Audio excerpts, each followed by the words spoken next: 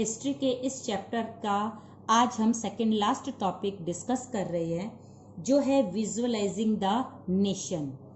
History का ये chapter है the rise of nationalism in Europe, जिसको हम लास्ट वीडियो से पढ़ते आ रहे हैं कि किस तरह से यूरोप में नेशनलिज्म को राइज किया गया।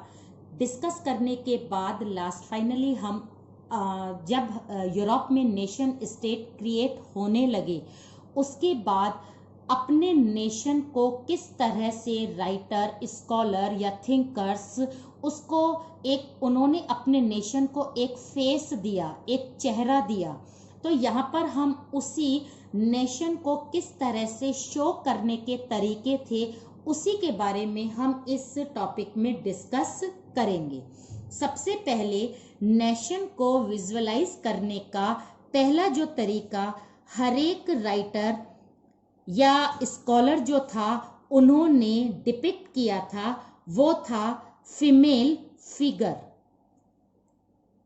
अगर हम फीमेल फिगर की बात करें तो हर एक यूरोप के नेशन को एक जो चेहरा दिया गया, जो फेस दिया गया, वो फीमेल का ही दिया गया था। अब क्वेश्चन कभी कभी ये आ भी जाता है अलग से कि जर्मनी, इटली, फ्रांस, इन सब को एक गॉडेजेस के रूप में ही या फीमेल फिगर के रूप में ही शो क्यों किया गया। तो यहाँ पर हमारा आंसर ये रहेगा कि एक फीमेल को देखकर ही मदरलैंड की स्पिरिट आती है।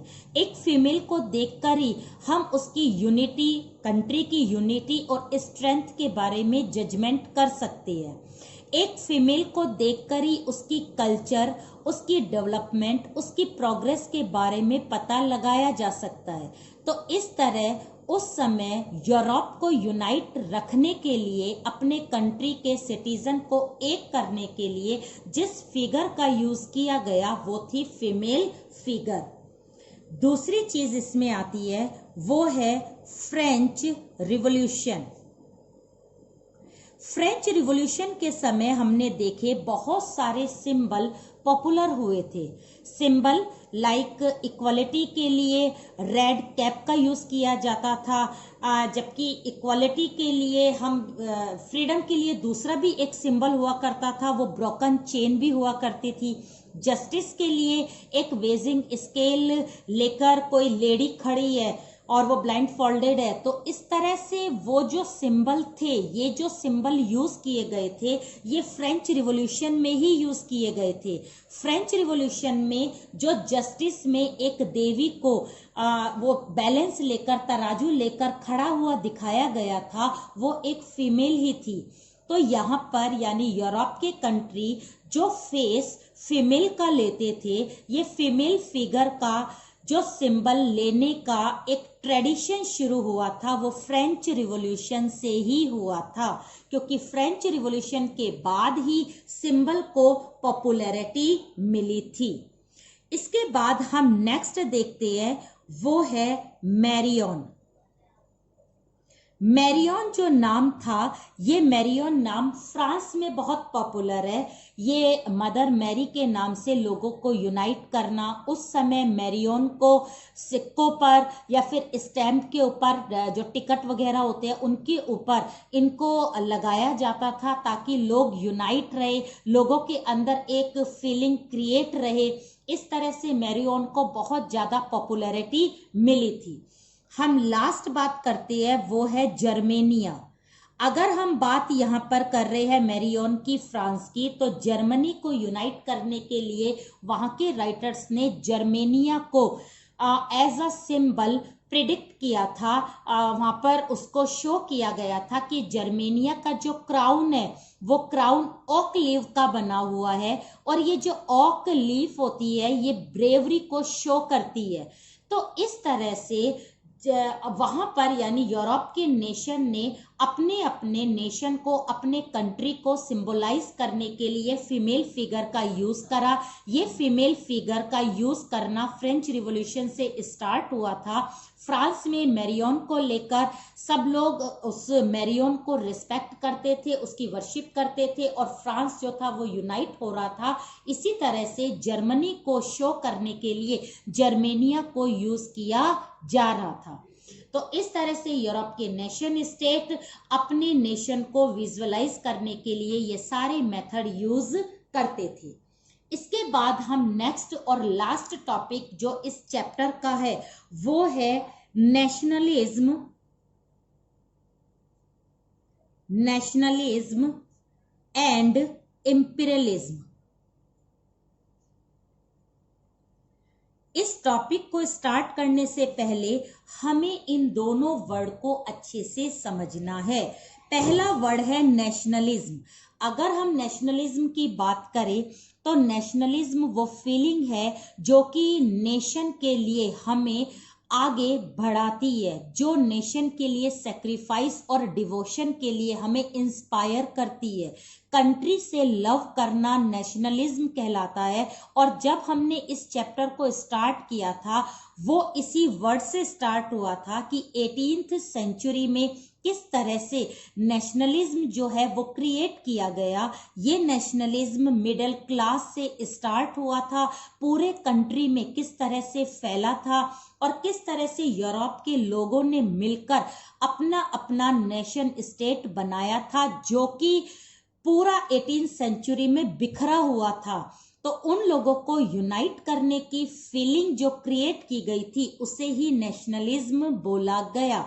तो नेशनलिज्म को हमने जो इस चैप्टर में स्टार्ट किया था वो एक फ्रेंच आर्टिस्ट की पेंटिंग से स्टार्ट किया था। और ये जो फ्रेंच आर्टिस्ट था उसका नाम था फ्रेडरिक सोरियू। फ्रेडरिक सोरियू ने 1848 में एक पिक्चर, एक पेंटिंग बनाई थी और उस पेंटिंग को उसको यूटोपियन विजन के नाम से जाना गया था। ये था यूटोपियन विजन।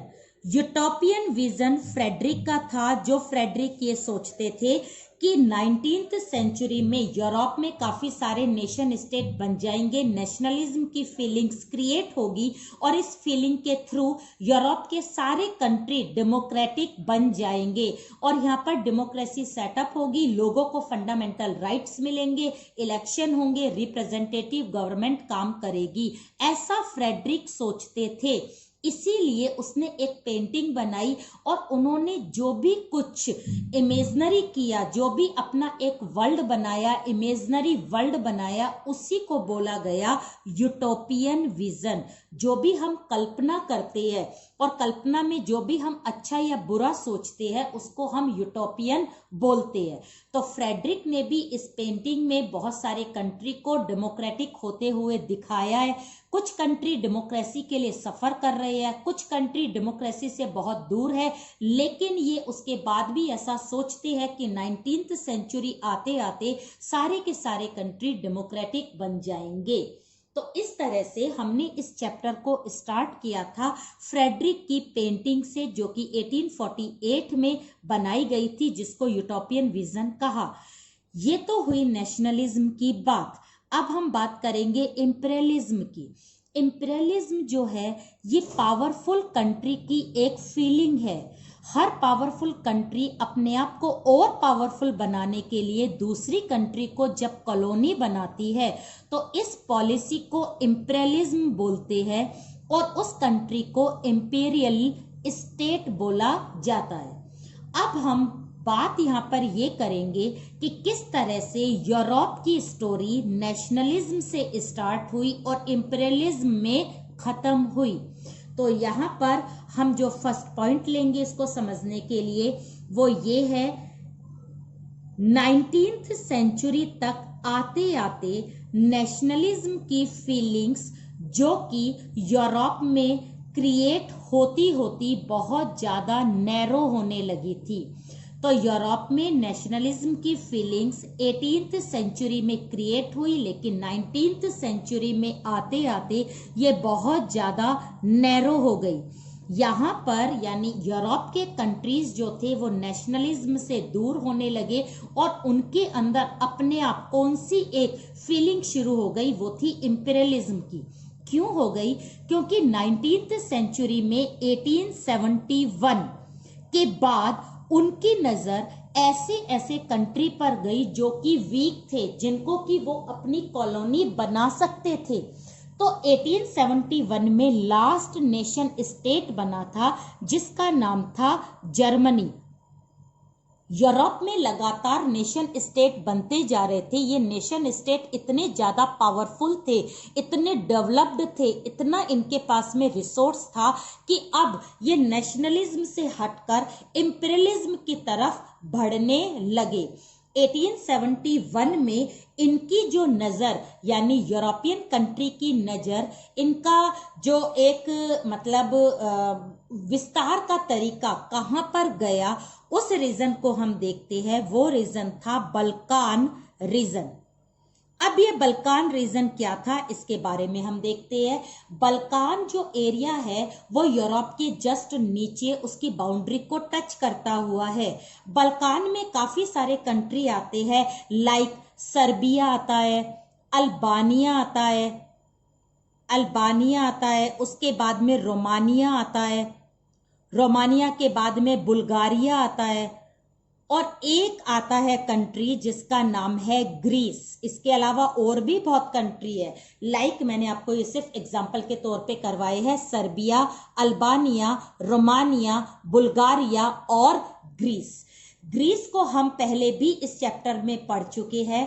ग्रीस एक कंट्री था जिसके ऊपर ऑटोमन एम्पायर का पूरा कंट्रोल था। हम यहाँ पर यही बात कर रहे हैं कि बल्कान रीजन पर 1871 के बाद यूरोपियन कंट्रीज की नजर पड़नी शुरू हुई। इस बल्कान रीजन के काफी सारे कंट्रीज जो थे, लाइक बुल्गारिया, रोमानिया, अल्बानिया और ग्रीस, ये जो कंट्री थे ये किसके कंट्रोल में थे? ये कंट्रोल में थे ऑटोमन एम्पायर के। ये ऑटोमन एम्पायर जो था वो कहां से आया था? ये टर्की से आया था, और टर्की से आकर इसने बल्कान रीजन के इन कंट्रीज को क्या कर लिया था? कंट्रोल कर लिया था। ऑटोमन एम्पायर से लगातार ये लोग लड़ाई कर रहे थे, रिवोल्ट कर रहे थे। लास्ट फाइनली इन्होंने, यानी ग्रीस ने 1832 में ऑटोमन एम्पायर को अपने कंट्री से बाहर निकाला। बाकी के कंट्री भी जो बल्कान रीजन के थे वो भी ऑटोमन एम्पायर से फ्री हो गए। अब ये सारे कंट्री इंडिपेंडेंट थे और फ्री थे। उसी समय इनको लगने लगा कि हमें अपनी अगर आइडेंटिटी बनानी है, पावरफुल बनना है, ताकि कोई और कंट्री हमें अपनी कॉलोनी ना बना ले, तो हमें पावरफुल बनना पड़ेगा। पावरफुल बनने के लिए इन्होंने एक मिस्टेक कर दी कि ये आपस में ही लड़ने लगे। तो यहाँ पर जो डिस्प्यूट्स हुए वो किसके बीच में हुए? Among countries. इन कंट्रीज के बीच में ही लड़ाई झगड़े शुरू हो गए, रिसोर्स को लेकर, बाउंड्रीज को लेकर, पावर को लेकर ये कंट्रीज आपस में लड़ने लगे। जब ये कंट्रीज आपस में कॉन्फ्लिक्ट और डिस्प्यूट में फंस गए तो बल्कान जो रीजन था वो वीक हो गया, और इसके ही ऊपर बाउंड्री को टच करता हुआ जो यूरोपियन कंट्रीज है वो लगातार पावरफुल हो रहे थे। 1871 में इनकी नजर यहाँ पर बल्कान रीजन पर पड़ी, और यहाँ पर इन्होंने देखा कि सारे कंट्री आपस में लड़ रहे हैं। लड़ने का फायदा यूरोपियन कंट्री ने उठाया और इन्होंने अपनी फॉरेन जो फोर्सेस है, यानी अपनी जो आर्मी है, वो भेजनी शुरू की। इसमें सबसे आगे कौन था? जर्मनी था। जर्मनी को रोकने के लिए यूके और फ्रांस भी इस वॉर में आने लगे। अब जर्मनी जो था वो इन कंट्री को कंट्रोल करने लगा। इनको रोकने के लिए यूके और फ्रांस ने भी इन कंट्री को कंट्रोल करना शुरू कर दिया, क्योंकि जिस यूरोपियन कंट्री के पास जितनी ज्यादा कॉलोनीज होगी वो उतना ज्यादा पावरफुल होगा। ये जो फीलिंग्स क्रिएट हो रही है 19th सेंचुरी के बाद, ये फीलिंग जो है ये है इंपीरियलिज्म। ये फीलिंग हमने चैप्टर के स्टार्टिंग में स्टार्ट नहीं की थी, इसका डिस्कस नहीं किया था। हमने बात नेशनलिज्म की करी थी। यूरोप इतना पावरफुल हो गया, इतना पावर उसके पास आ गई कि वो नेशनलिज्म की फीलिंग को भूल गया, और उसने बाकी के कंट्री जो वीक थे उन्हें अपनी कॉलोनी बनाना स्टार्ट किया, और अपनी फीलिंग को उसने चेंज कर लिया। उसने अपनी नेशनलिज्म की फीलिंग को हटाकर अब कौन सी फीलिंग स्टार्ट कर दी? इंपीरियलिज्म। अब वो लगातार अपने साम्राज्य बढ़ाने लगा और अपनी फॉरेन फोर्सेस भेजने लगा।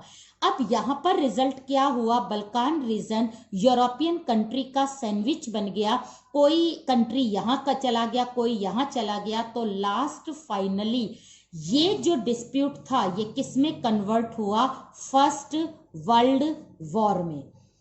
ये जो इंपीरियलिज्म है ये यूरोपियन कंट्री को कहाँ पर लेकर आ गया, ये लेकर आ गया फर्स्ट वर्ल्ड वॉर में। और इन्हीं के कारण यूरोपियन कंट्री की इस फीलिंग यानी इंपीरियलिज्म के कारण ही ये फर्स्ट वर्ल्ड वॉर पूरे वर्ल्ड को देखना पड़ा।